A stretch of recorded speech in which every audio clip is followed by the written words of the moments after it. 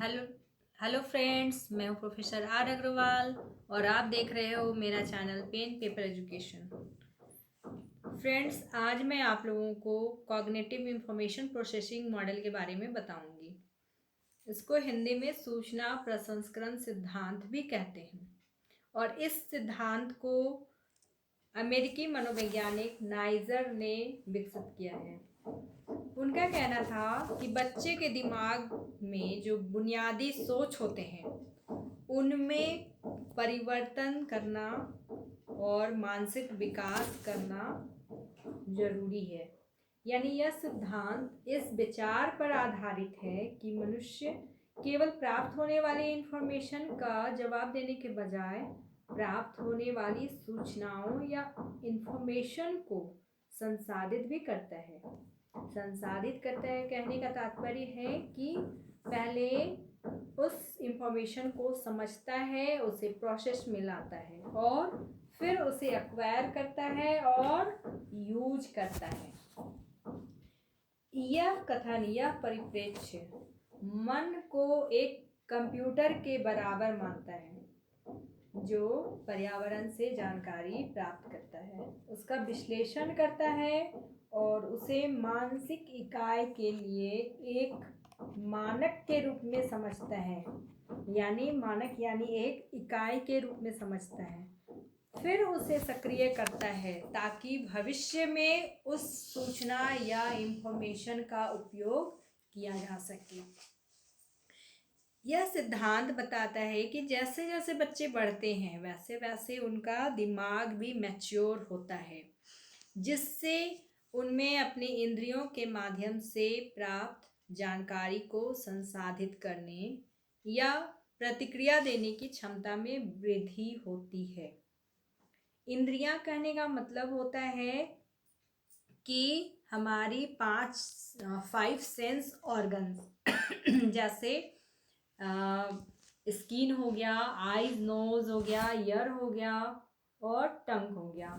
तो इनके माध्यम से हम जो भी सूचना या जानकारी या अनुभव प्राप्त करते हैं तो उससे उसके बाद हम रिएक्ट भी करते हैं।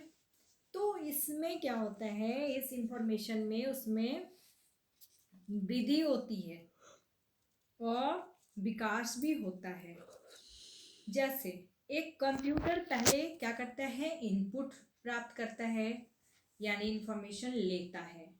ठीक वैसे ही मन भी इंद्रियों के माध्यम से जानकारी या इंफॉर्मेशन लेता है, फिर सूचना को दीर्घकालिक मेमोरी यानी कि लॉन्ग टर्म मेमोरी में इनकोड किया जाता है, जहाँ इंफॉर्मेशन जो है वो संग्रहित किया जाता है यानी इकट्ठा किया जाता है।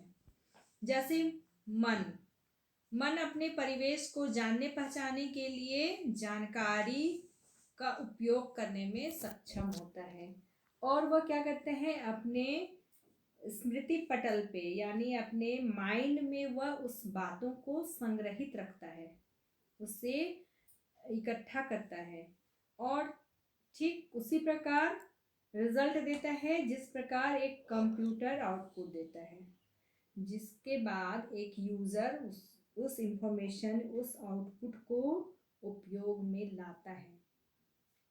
ऐसा ही व्यवहार हमारा मन भी करता है। वह भी क्या करता है, अपनी जानकारी को इकट्ठा करता है, प्रोसेस करता है और फिर उसका माइंड यह बताता है कि जो भी जानकारी हम प्राप्त किए हैं कहीं से वो यूज़फुल है या नहीं है। तो बच्चों, आइए देखते हैं हम इंफॉर्मेशन प्रोसेसिंग का कॉन्सेप्ट क्या है। मानव सोच और सीखने के लिए एक मॉडल के रूप में संज्ञानात्मक परिप्रेक्ष्य का दावा करता है, जिसमें जटिल मानसिक स्थिति मानव के सीखने और व्यवहार को प्रभावित करती है।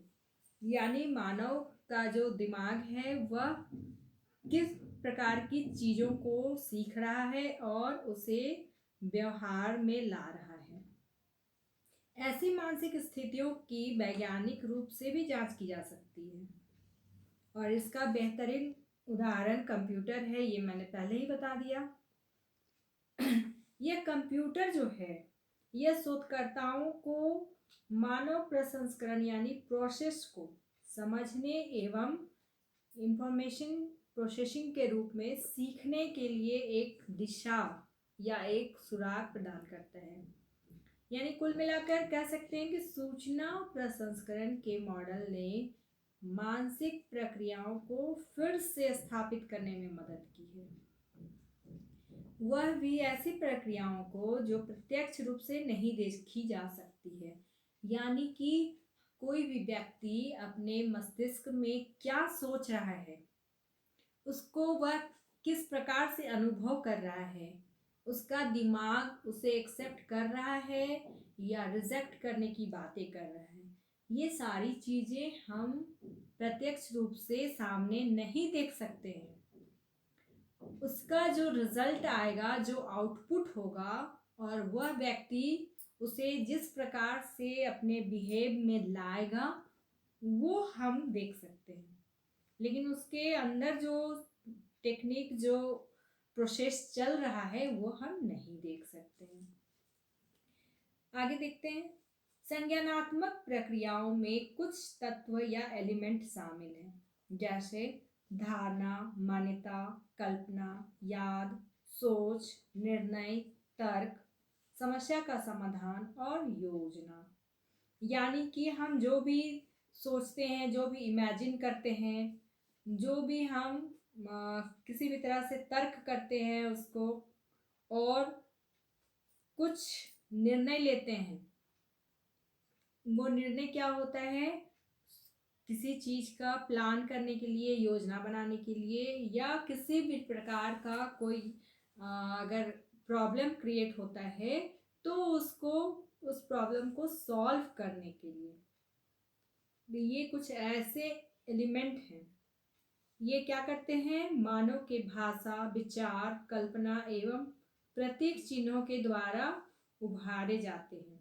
यानी कि कोई भी व्यक्ति अब किस प्रकार की भाषा का प्रयोग करता है या किस प्रकार के चित्र बनाता है या प्रतीक चिन्हों का उपयोग करता है, इससे पता चलता है कि उस व्यक्ति के मन में किस प्रकार की सोच थी, किस प्रकार की धारणा थी। इन विशिष्ट संज्ञानात्मक प्रक्रियाओं के अलावा कई मनोवैज्ञानिक भाषा अधिग्रहण, मन और चेतना के परिवर्तित राज्यों, दृश्य धारणा, श्रवण धारणा, अल्पकालिक स्मृति एवं दीर्घकालिक स्मृति, भंडारण, वैचारिक धारणा, पुनर्प्राप्ति एवं भंडारण का अध्ययन करते हैं।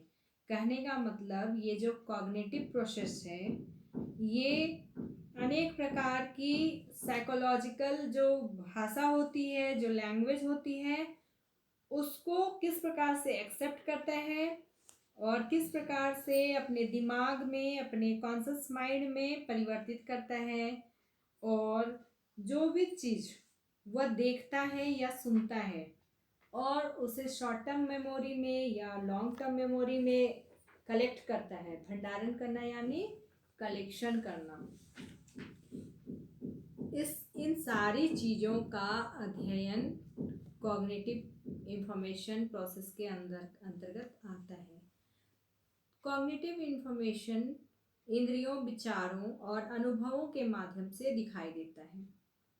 किसी भी चीज़ को ध्यान से सीखना संज्ञानात्मक प्रसंस्करण के बिना नहीं हो सकता है।